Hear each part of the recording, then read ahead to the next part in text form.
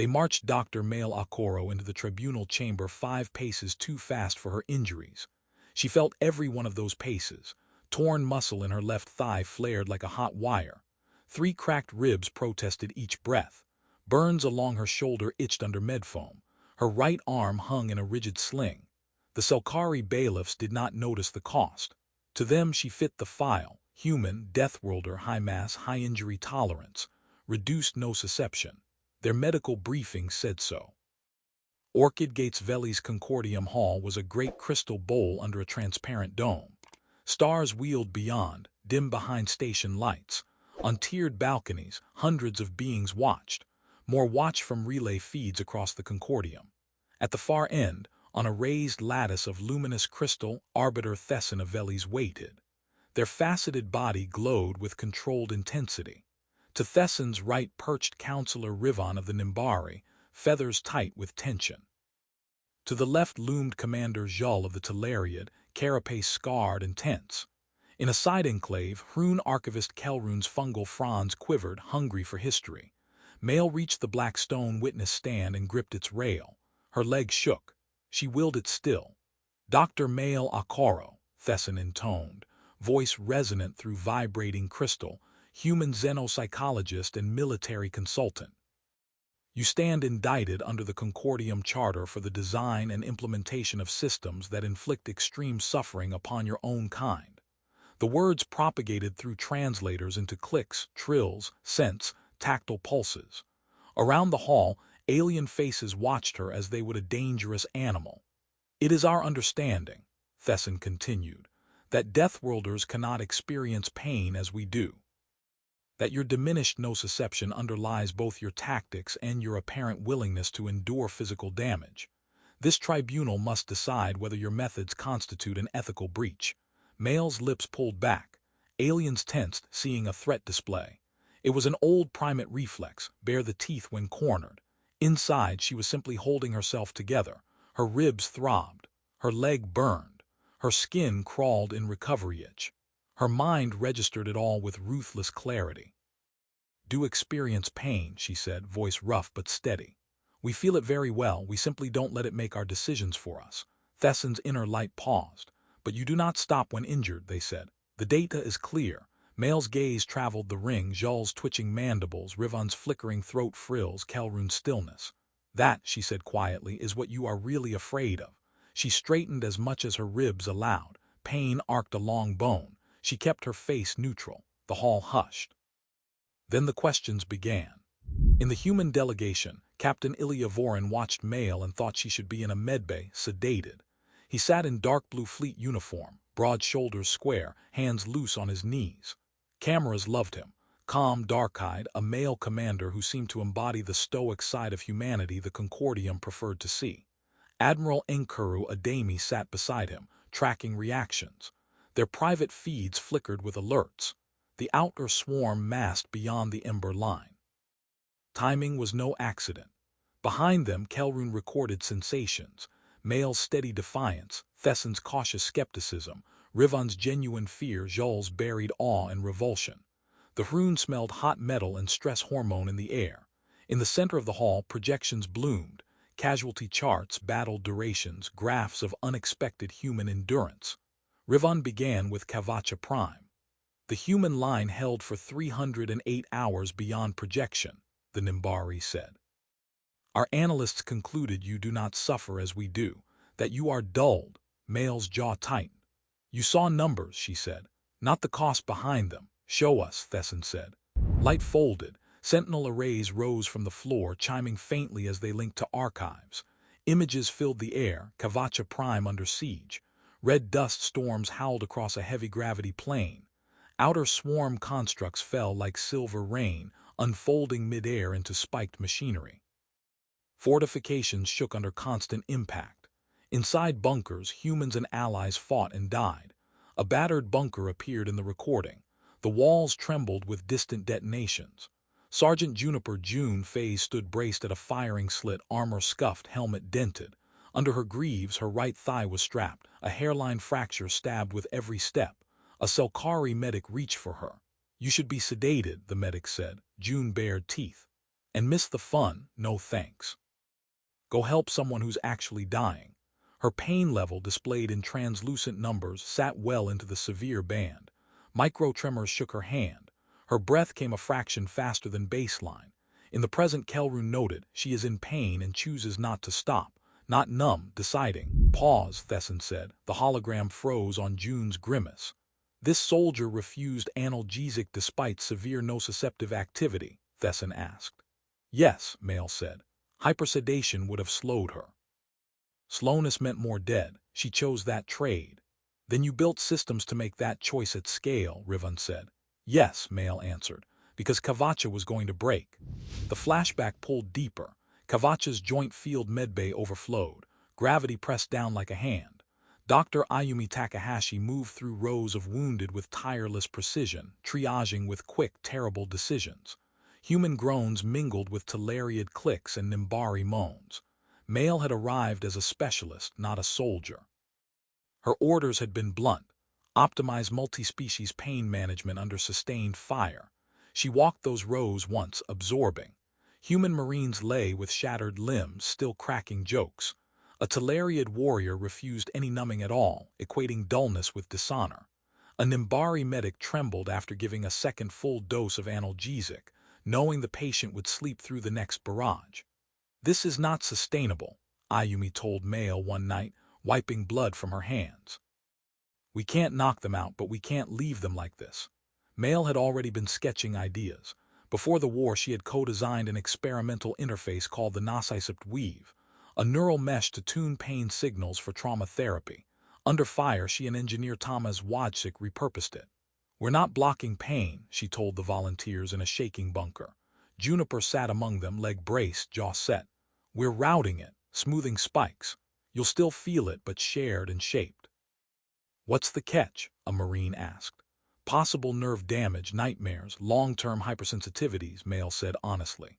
You can step out of the network anytime, no penalty, but if we do nothing, Kavacha falls. Dust sifted from the ceiling. Outside, artillery roared. Juniper studied Maelle's face, saw neither cruelty nor detachment there, only exhaustion and steel.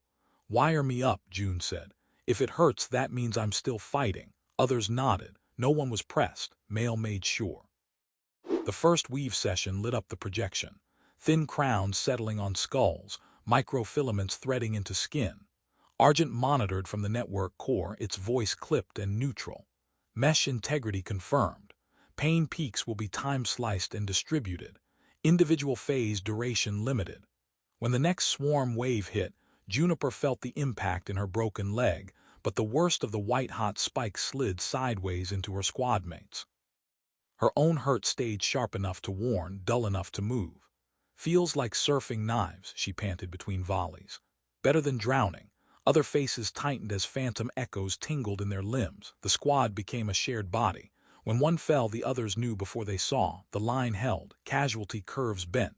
Medbay intake slowed. In the present, Jules watched the recording with visible disgust and a flicker of respect. You turned pain into a communal resource, he said. You bled as a unit. Maelle did not flinch. We prevented breakdowns that would have killed thousands, she replied. And we carried the cost afterward, therapy, long-term care. We didn't throw them away. Still, Rivan said, voice growing cold, you institutionalized suffering. From there to Persevera Protocol seems a short step. It was not short, Maelle said.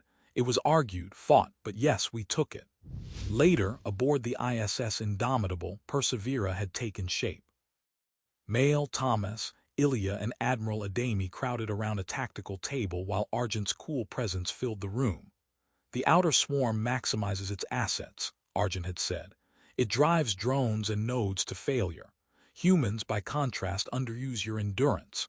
If properly coordinated, high-endurance volunteers could enable operations beyond conventional limits. You're proposing, Adami had said, to take what Maelle did in a bunker and formalize it into fleet doctrine. Yes, Argent answered, with informed consent, strict limits, and oversight. Maelle had argued all night for boundaries. No coerced participation, no permanent merges, comprehensive aftercare. We're not fuel, she told Argent. We're the point. Survival is the point, Argent had replied. Without it, ethics vanish, but very well, constraints accepted. Persevera Protocol was born, Optional, extreme, a set of methods that leveraged human tolerance for hardship in surgical ways. Saved worlds, it left scars. Now in the tribunal, Persevera stood accused. You have taken your Deathworlder nature, Thessan said, and made it a weapon not only against the swarm but against yourselves. And against extinction, Maelle said. That part matters. Before the argument could deepen, Orchid Gate's alarms cut through words. The sound was different from theatrical chimes. It was sharp, layered, designed to punch through competing frequencies. Station lights shifted to emergency patterns. Outside the dome, armored petals began to shift. Ilya's neural link pinged. Argent whispered in his mind, swarm massing along the ember line.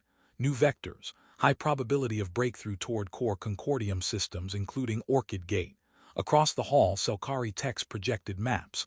Swarm clusters glowed red, pushing into weakly defended space lanes. Rivon's feathers flared with fear. The outer swarm is pressing, Kelrun murmured. It cares little for our categories. No, Maelle said under her breath. It cares a lot who can stop it. Thessan flickered, listening to 1,000 external voices. When they spoke, crystals sang. The tribunal cannot adjourn, they said. The relevance of your doctrines is immediate. We must decide whether to restrict or empower you as the swarm advances. Deadlock brewed. Some delegates wanted to ban Persevera on principle, even now. Others, shaken by the Kavacha footage, hesitated to discard the only proven edge. Argent projected simulations, with and without high-endurance human maneuvers. In the latter, inhabited worlds went dark in rapid succession. Rivon whispered, there must be another way. There may be, Maelle said, but you will not find it before those red waves reach you. You need a decision now. For that, you need more than theory. She realized then what she would have to offer. You don't believe us yet, she said into the suddenly attentive room. You think we are numb, monstrous. You need proof that we choose this with full awareness of the cost. She looked up at the dome, at the faint glimmer of the ember line beyond. Then watch me choose. Plans were sketched in minutes that should have taken weeks. The outer swarm's densest interference corridor along the ember line was known as the Gauntlet, a volume of space where drones, fields, and directed energy overlapped in lethal complexity. Probes died there. Standard crews would black out. Remote AIs could not fully compensate for lag and chaotic inputs, unless, Argent had once suggested, a living nervous system seasoned by Persevera-style conditioning mapped it directly. Now Maelle gave that suggestion flesh. The ISS Kestrel's promise is docked here, she told the tribunal. Fast, agile, already weave-capable. Link her hull and field stresses to my nervous system through an enhanced Nocicept Weave. Send her through the Gauntlet to strike the swarm's local command node. Broadcast my neural telemetry to your sentinel arrays in real time. You are proposing, Jules said slowly, to make your body the ship's pain sensor. Yes, Maelle said, and to let you see exactly what that costs. Rivon looked ill. Why would you do this? Because you don't trust what you can't feel, Maelle answered. You need to see a human mind experience the worst we can imagine and keep going for your sake. Then you can decide whether to outlaw us or accept us. Thessan weighed risk and necessity. If we agree, they said, this act itself skirts our charter's bans on self-harm and warfare. Maelle met their gaze. Then change the charter, she said, or carve out an exception, but do it with your eyes open. After argument, whispered channels, and one blunt statement from Adami about probable system losses without human extremes, the Concordium agreed. Conditions were attached. Full transparency, strict monitoring, no other species subject to such an interface. Maelle signed her consent. Preparations moved at a speed that made Selkari engineers twitch. The weave on Kestrel's promise was upgraded, its channels broadened. Neural link relays were routed through Orchid Gate's sentinel arrays. In a quiet corner, Thomas confronted Maelle with a datapad. I can give you more damping, he said. You'll still feel enough to guide, but we can keep you within safer limits. They need to see the cost, Tom, she said. If you blunt it too much, they will say we are different, insulated. They must see that it hurts, he swallowed. I can at least try to keep you from frying your cortex. That, she allowed, would be helpful. Juniper arrived with fresh scars and her lopsided grin. You'll need someone to tell good jokes while you try to die, she said. I'm coming. You've done enough, Maelle told her. Not for the amount of screaming we're about to do, June replied. You warned us this was volunteer only. I volunteer. They both knew there was no stopping her. Ilya visited last, shoulders taut. This is not what I wanted when I asked you to testify, he said. It's what the situation wants, Maelle answered. Pain is our native language. I am only speaking it clearly. If you don't come back, he said, they will see a suicide, not a choice. Then I will have to come back, she said. Captain's orders, remember. He managed a thin smile. Yes, he said. Come back, that's an order. Kestrel's promise slipped free of Orchid Gate at 5 p.m. station time. In her repurposed medbay, Maelle lay on a padded couch secured by straps. The upgraded weave crown descended, its filaments settling into her scalp like cold rain. Initial contact tingled, then faded into a sense of open channels. Dr. Okoro, Argent said, voice gentler over dedicated link, confirmed, all pathways mapped. Sentinel array connection live. Are you prepared? As I'll ever be, she said. Juniper checked the connectors one last time. You remember what you told me on Kavacha? June asked. Pain is information, suffering is the story. Yes, pick a good story, Juniper said. They're all watching. Maelle nodded once. Her heart hammered, her ribs ached. Those were grounding. On Orchid Gate, the Sentinel arrays projected a semi-transparent image of her neural activity above the dais, a living storm of color. Entering Gauntlet in 12 minutes, Argent announced to both ship and station. Outer swarm density increasing. As Kestrel advanced, Maelle felt the first brushes, tingling at the edges of perception like fine sand on skin. Not painful yet. Warnings. Map hull impacts to left arm, she instructed. Engine stress to chest. Field distortions to spine. Radiation spikes to legs. I need separation. Mapping, Argent said. The first serious hit came like a hammer. Kestrel's shields flared. The weave delivered the translation faithfully down Maelle's left arm pathway.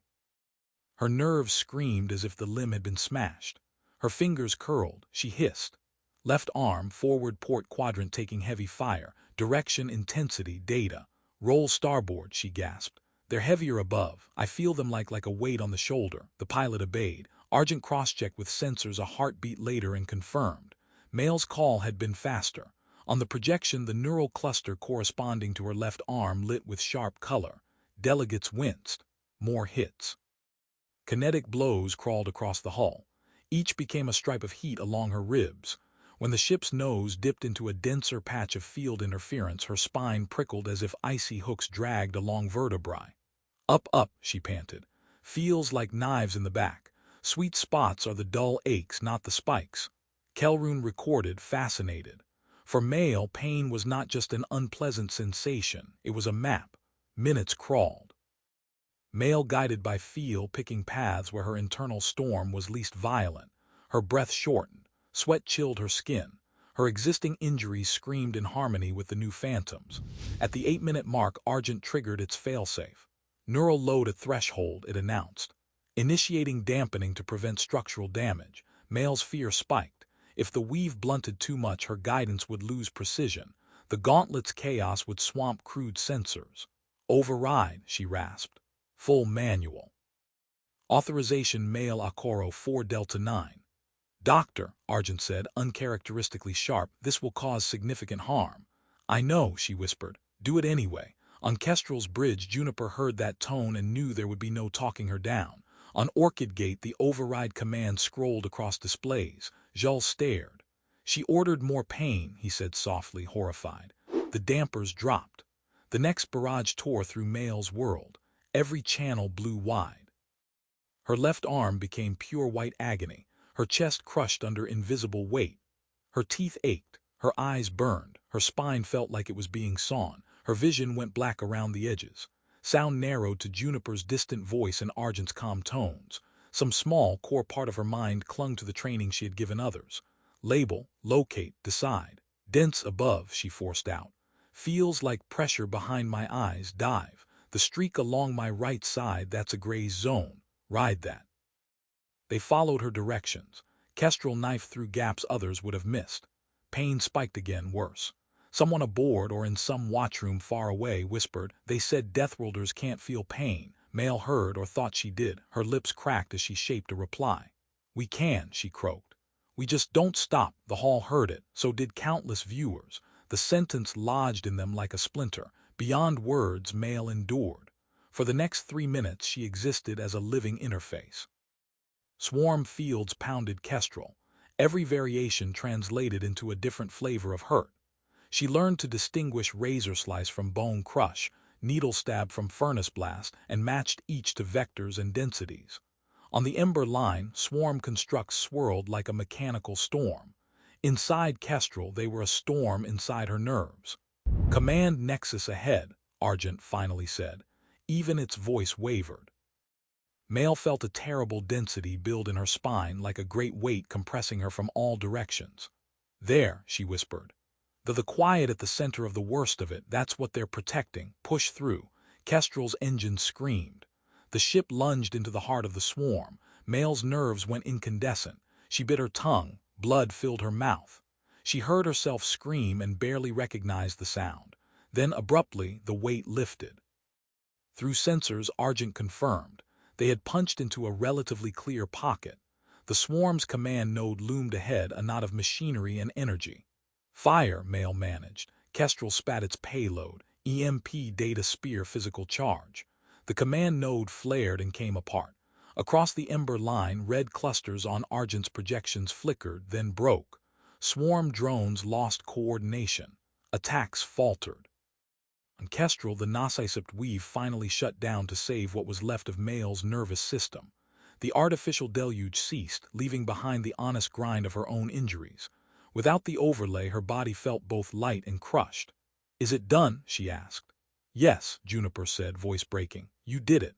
"Dr. Okoro," Argent added, "your actions have changed the outcome curves. Rest now." She let darkness come. Back in Veli's Concordium hall, no one spoke for several long seconds. The projection of Maelle's neural activity dimmed. Sentinel arrays showed vital signs, unstable but present.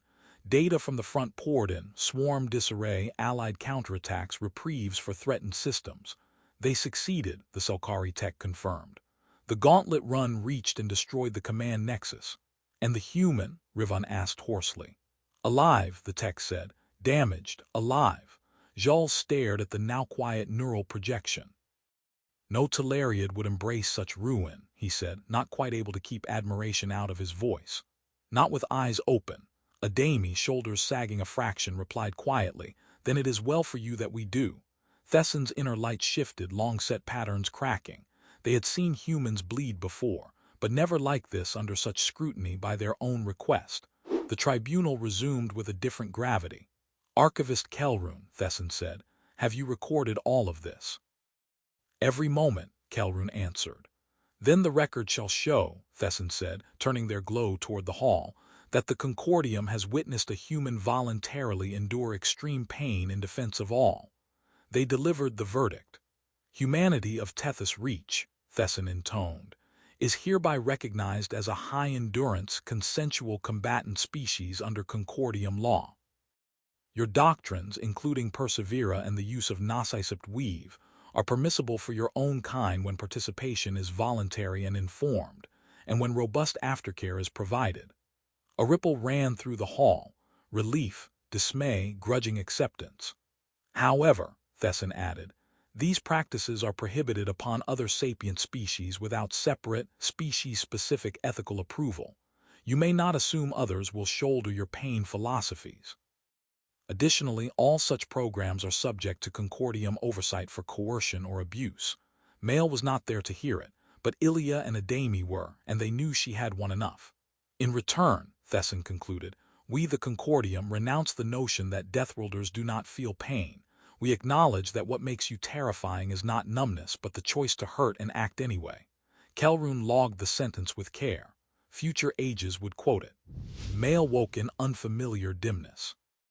The ceiling above her glowed faintly with Selkari biolight. A soothing hum vibrated under the bed. She tasted stale antiseptic and dried copper. "Hey," Juniper's voice said to her right. "Welcome back to the land of the furious and breathing." Maelle turned her head. Pain answered, dull but honest. Juniper sat in a chair, arm in a sling, bruised and grinning. "How long?" Maelle asked. "About 10 hours, June said. "The swarm-s in disarray for now. The Tribunal mostly decided not to outlaw us."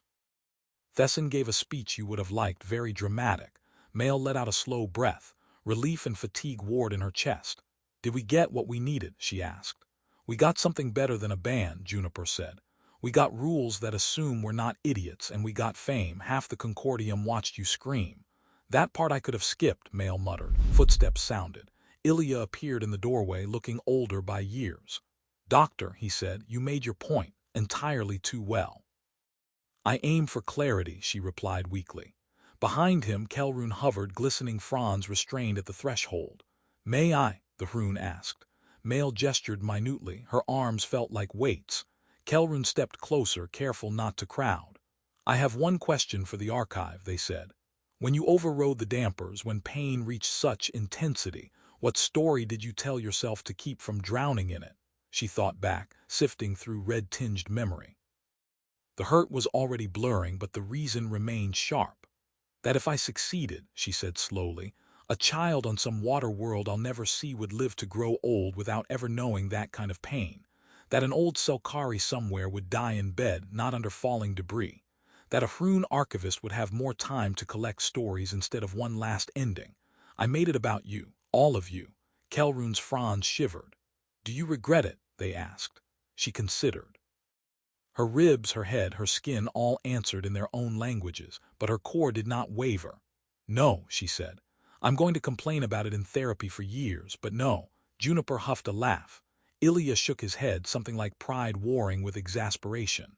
Outside the viewport, Orchid Gate turned slowly, petals bright against stars. Fleets reformed.